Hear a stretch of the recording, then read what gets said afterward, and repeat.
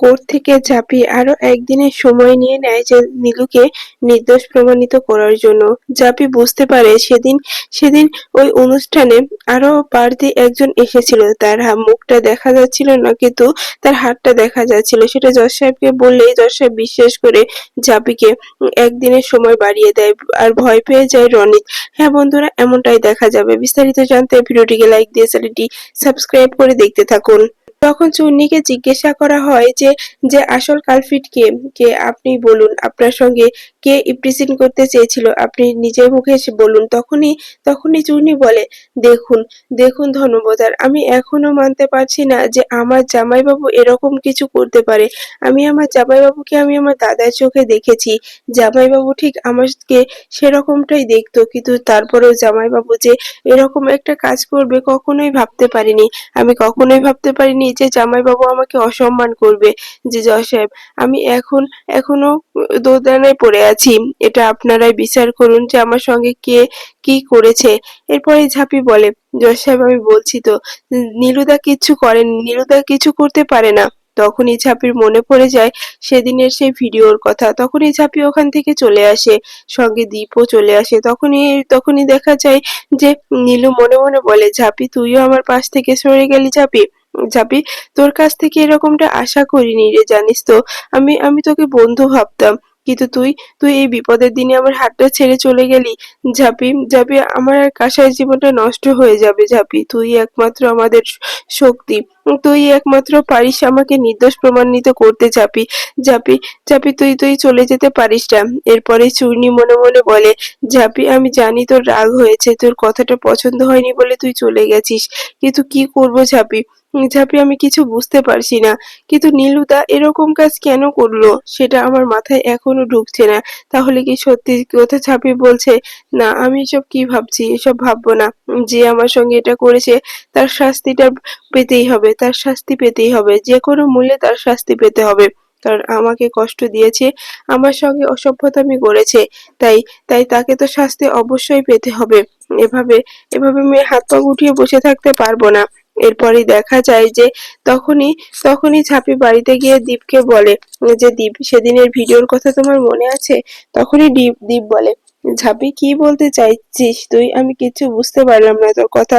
তখনই ঝাঁপি বলে, সেদিন যে ভিডিওটা দেখছিলাম, ওই গার্ডেনের যে জায়গায় আমরা হোলি খেলছিলাম, বা বাড়ির ভিতরে যে জায়গায় আমরা খাবার খাচ্ছিলাম, সবকিছুই তো ভিডিও করা আছে রেশবের ক্যামেরায়। সেখানে কিন্তু একটা অদ্ভুত জিনিস দেখতে পেয়েছিলাম, কিন্তু সেদিন অতটা ফলো করিনি, কিন্তু আজকে তুমি আমার সঙ্গে দেখো। এরপরে দেখা যায় যে সবকিছু ভালো করে দেখতে থাকে। তখনই কয়জন ছিল এটা গুনতে থাকে, যে গার্ডেনে যখন ছিল তখন লোক ছিল 17 জন, আর যখন বাড়ির ভিতরে খাবার খাচ্ছিল তখন লোক ছিল 16 জন। তখনই ঝাঁপি বলে, এই এই 17 নম্বর জনটাই হলো সেই কালপিট, যার মুখটা দেখা যাচ্ছে না, শুধু হাত দেখা যাচ্ছে। দীপ দীপ আমাদেরকে খুঁজে বের করতে হবে। নীলুদা আর কাসাইদের জীবন এমন ভাবে আমি নষ্ট হতে দেব না। এদিকে চূর্ণীর সঙ্গে যে অন্যায় করেছে তাকেও আমি ছাড়বো না। চূর্ণীর সঙ্গে অন্যায়ের শাস্তি তো পেতেই হবে। এদিকে আমি কাসাই আর নীলুদার সংসারটাও ভাঙতে দেব না। ওদের ওদের ভবিষ্যৎটা এভাবে শেষ হয়ে যাবে সেটা আমি চাই না।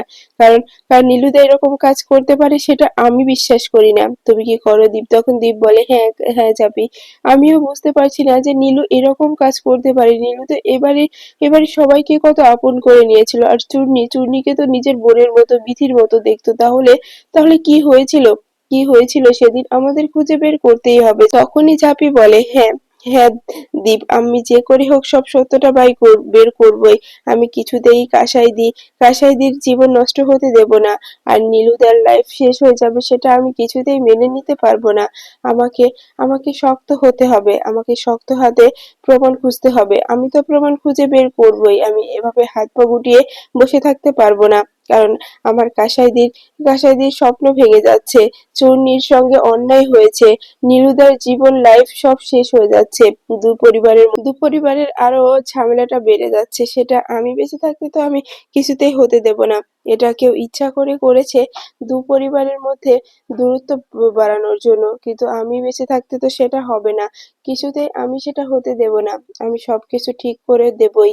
এরপরেই দেখা যায় তখনই দীপ আর ঝাঁপি সেই ভিডিওটা নিয়ে আবারও কোর্টে আসে। যখনই কোর্ট থেকে নীলুকে শাস্তির আদেশ দেবে তখনই ঝাঁপি বলে, জজ সাহেব আমার কথা একবার শুনুন, আমি আপনাকে কিছু দেখাতে চাই। তখনই জজ সাহেব বলে, কি দেখাতে চাচ্ছেন আপনি ঝাঁপি? আপনি যা দেখাতে হয় সেটা কোর্টে পেশ করুন। তখনই দেখা যায় যে রনিত অনেকটা ভয় পেয়ে যায় আর মনে মনে বলে, ঝাঁপি আবার কি প্রমাণ নিয়ে আসলো? ওই ঝাঁপিকে তো বিশ্বাস নেই, বারবার আমার সাজানো প্ল্যানটা ভেস্তে দেয় ঝাঁপি। ঝাঁপিকে একদম বিশ্বাস করি না আমি। ওই মেয়েটা আবার কোন উদ্দেশ্যে এসেছে তাও জানি না। ওকে তো ধরতে হবে। কি করছে দেখতে হবে। ওদিকে ইনকা কি করছে? ইনকা কি ওকে আটকাতে পারেনি? এরপরে দেখা যায় তখনই ভিডিওটা জজ সাহেবকে দেখালে জজ সাহেব দেখে বলে, হ্যাঁ একটা জিনিস তো ক্লিয়ার হলো যে গার্ডেনে যখন সবাই মিলে আনন্দ করছিলেন তখন ছিল 17 জন, যখন ঘরের মধ্যে খাবার খাচ্ছিলেন তখন ছিল 16 জন। তার মানে ওই 17 নম্বর জনটাই হলো কাল। তখনই দেখা যায় রনিতের দিক থেকে লয়ার বলে ওঠে, এটা কি প্রমাণ হয় জজ সাহেব? এটা কোনো প্রমাণ হয় না, এটা কোনো ভিত্তি হয় না। হ্যাঁ একজনকে দেখা গেছে সেই যে চূর্ণী দেবীর সঙ্গে এরকম কিছু করেছে তার কোনো প্রমাণ আছে? তখনই জজ সাহেব বলে, দেখুন আমি আপনার কাছ থেকে এসব বিষয়ের জ্ঞান নিতে চাই না। এই বিষয়টাকে আমি ভালো বুঝবো, আমি গুরুত্বটা দিচ্ছি। এই যে ঝাঁপি সরকারের বয়ানে আমি যেটা বুঝতে পারলাম যে নীলুকে ফাঁসানো হতে পারে। তাই আমি এই কেসটাকে আজকে রায় ঘোষণা করব না, আমি আরো একদিন বাড়িয়ে দেব। তারপরেই হবে আসল রায়। এই একদিনের মধ্যে যদি ঝাঁপি সরকার আর পুলিশ অফিসার মিলে যদি প্রমাণ করতে পারে যে নীলু এরকম কাজ করতে পারে না, তাহলে নীলুকে বের করে দেব। নীলুকে সসম্মানে বের করে দেব। এরপরে দেখা যায় যে তখনই ঝাঁপি বলে, আপনাকে অনেক ধন্যবাদ জজ সাহেব আমার আমার কথাটা আপনি বুঝতে পারার জন্য। তখনই জজ সাহেব বলে, ঝাঁপি সরকার আপনি এ পর্যন্ত যে কথাগুলো বলেছেন সমস্ত কথা সত্যি হয়েছে। তাই আমি আপনার কথার ভিত্তিতে আর এই ভিডিওটার ভিত্তিতে আপনাকে একদিনের সময় দিচ্ছি। আপনি আপনি আপনার দাদাকে নির্দোষ প্রমাণিত করে এখান থেকে সসম্মানে বের করে নেবেন। তখনই ঝাঁপি বলে, এই একদিনই আমার কাছে অনেক কিছু, এই একদিনের মধ্যে আমি সবকিছু ঠিক করব। এরপরে দেখা যায় যে তখনই যে ঝাঁপি বাড়িতে আসে। চূর্ণির সঙ্গে আর কথা বলছিল না ঝাঁপি। তখনই চূর্ণি বলে, ঝাঁপি এই ঝাঁপি তুই আমার উপরে রেগে আছিস, দেখ আমি কি করব। তখনই ঝাঁপি বলে, না চূর্ণি তোর উপরে রেগে নেই, তোর উপরে কেন রাখবো বল?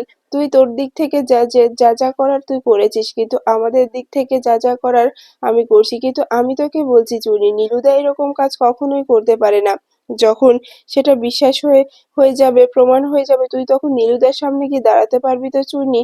তখনই চূর্ণি মনে মনে বলে, ঝাঁপি কথাটা মন্দ বলেনি, কিন্তু কি করব আমি এখন? আমি কোনো উপায় দেখতে পাচ্ছি না। তখনই চূর্ণি বলে, ঝাঁপি তুই এভাবে বলছিস কেন ঝাঁপি? এভাবে বলিস না। তখনই ঝাঁপি বলে, হ্যাঁ আমি এভাবেই বলছি, যেটা সত্য সেটাই বলছি। চুনি চুনি অন্যায় হচ্ছে নীলুদার সঙ্গে।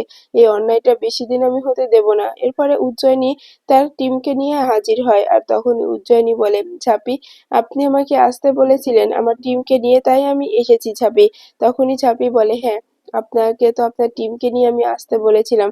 আজকে এই কেসটাকে নিয়ে আমরা বাড়িতে পুরো পুরো তদন্ত করব, কোথায় কি প্রমাণ আছে। অবশ্যই কোনো না কোনো প্রমাণ তো থাকবেই। এরপরে সেই চিলেকোঠার ঘরে যায় ঝাঁপি পুলিশে উজ্জয়িনীকে নিয়ে। এরপরে সেখানে সমস্ত জায়গায় খুঁজতে থাকে যে কোনো ওই অচেনা লোকটার কোনো কিছু প্রমাণ রেখে গেছে নাকি জানার জন্য। এরপরে যখন জানালা দিয়ে তাকায় তখনই ঝাঁপি চোখে পড়ে যায় যে পায়ের ছাপ আছে। তখনই ঝাঁপি বলে, এই যে উজ্জয়িনী ম্যাডাম, আমার মনে হচ্ছে ওই কালপিটটারই পায়ের ছাপ।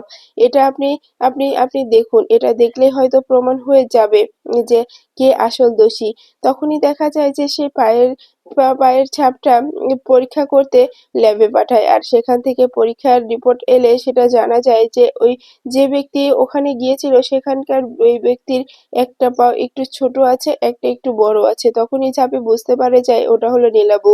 তখনই চাপি বলে, এরকম মেয়ে এরকম ছেলে এই এই এই তল্লাশে একটাই আছে, সেটা আমি জানি। তখনই উজ্জয়িনী বলে, কার কথা বলছেন? তখনই দেখা যায় ঝাঁপি বলে, আপনি আমার সঙ্গে আসুন। এরপরে ওখানে কোনো কথা না বলেই ঝাঁপি এসে সোজা নীলাবুকে অ্যারেস্ট করে। এরপরে নীলাবুকে নিয়ে সরকার বাড়িতে এসে বলে, এবার সত্য কথা বলে দে, না হলে কিন্তু খুব খারাপ হয়ে যাবে বলে দিচ্ছি। আমার এমনিতেই রাগটা অনেকটা বেড়ে আছে, কারণ চূর্ণির সঙ্গে যেটা করেছিস সেটা মোটেও ঠিক করিসনি। তখনই নীলাবও বলে, আমি কিছু করিনি, আমি ছাড়া পেয়েছি, আমি ছাড়া পেয়েছি আজ 2 দিন হলো, আমি কিচ্ছু করিনি। ঝাঁপি ঝাঁপি তুমি কিন্তু আমার সঙ্গে অন্যায় করছো। তখনই ঝাঁপি বলে, আমি কোনো অন্যায় করছি না, আমি সবসময় অন্যায়কে প্রশ্রয় করি না, কিন্তু এই কাজ চুনির সঙ্গে এই অসভ্যতামিটা আর কেউ করতে পারে না। সত্যি কথা বলে দিচ্ছি, শয়তান ছেলে না হলে কিন্তু আমি তোকে ছাড়বো না। বলে দে, বলে দে চুনির সঙ্গে কি অসভ্যতামি করেছে। তখনই দেখা যায় যে কিছুতেই নীলাবও স্বীকার করছিল না। তখনই ঝাঁপি কষে চওড়াতে থাকে নীলাবকে। তখন নীলাবু বলে, ব্যাস ঝাঁপি, আর আমার গায়ে হাত তুলবি না। আমি আমি বলছি তো, আমি এসব কিছু করিনি, আমি বাধ্য হয়ে করেছি। তখনই ঝাঁপি বলে, বাধ্য? কিসের বাধ্য? তখনই নীলাবও বলে, আমাকে রনিত বলেছে, আমাকে রনিত উস্কিয়েছে চুরির সঙ্গে এরকম কিছু করার জন্য। তখনই তখনই রনিত বলে, কি যা তা বলছিস নীলাবু? তখনই নীলাবও বলে, আমি যা তা বলছি না, ঝাঁপি আমি সত্যি বলছি, এটা আমার কোনো দোষ ছিল না। তখনই ঝাঁপি বলে, ওর দোষ ছিল না, অন্যায়টা তো তুই করেছিস, ও তোকে উস্কিয়েছে বলে অন্যায়টা তোকে করতে হবে। তখনই ঝাঁপি তখনই চুনি বলে, এত বড় একটা চক্রান্ত হলো আমার বিরুদ্ধে আর নীলুদার বিরুদ্ধে। রনিতদা, রনিতদা, তোমাকে তো আমি কখনোই ক্ষমা করব না। তুমি আমার জীবনটা পুরোপুরি শেষ করে দিয়েছো এই ছেলেটার সঙ্গে বিয়ে দিয়ে। তারপরে আবার এই ছেলেটার সঙ্গে তুমি আমাকে এরকম, ছি রনিতদা, ছি, তোমাকে দাদা বললেও ঘৃণা হচ্ছে আমার আজকে।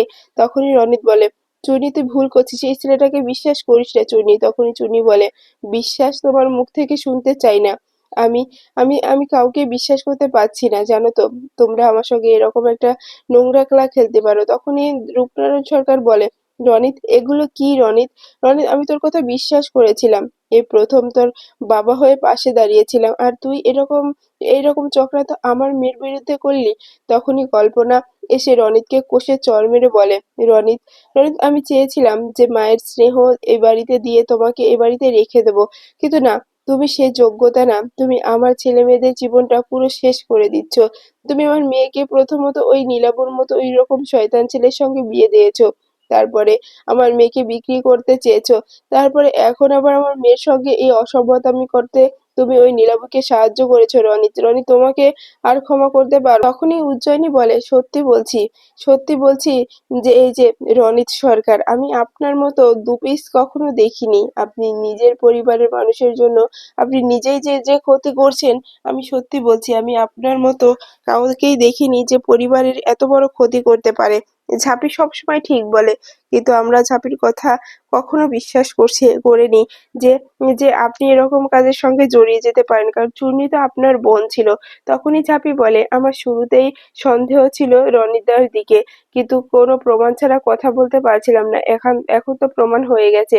রনিদা, তোমাকে আমি ছাড়বো না। তুমি যতটা মেরেছো ওই নীলুদাকে, তার থেকে দ্বিগুণ মার আমি তোমাকে এখন মারবো। তুমি কি ভেবেছো তুমি সবার সামনে আমাদের বাড়ির জামাইকে অসম্মান করেছো, তো অপমান করেছো? তখনই কাসাই এসে বলে, রনিত, রনিত, তুমি এরকম কিছু করতে পারো সত্যি বিশ্বাস করতে পারিনি। আমি তোমাকে দাদা বলে মানতাম, জানো তো।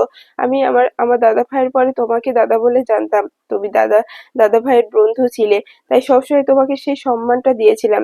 কিন্তু তুমি তুমি আমার আমার কি করলে? আমার সুখের সংসারটা ভেঙে দিতে চাইছিলে।